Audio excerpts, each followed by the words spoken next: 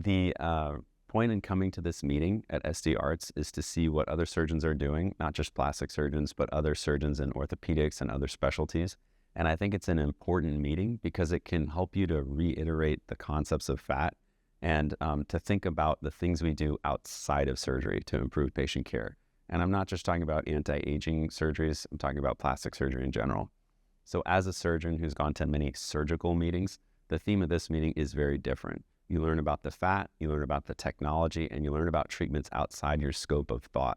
And I think that helps you to rebalance your concepts because as a surgeon that goes to facial plastic surgery meetings and plastic surgery meetings, so often we're focused on a technique that's going to change the shape of the anatomy.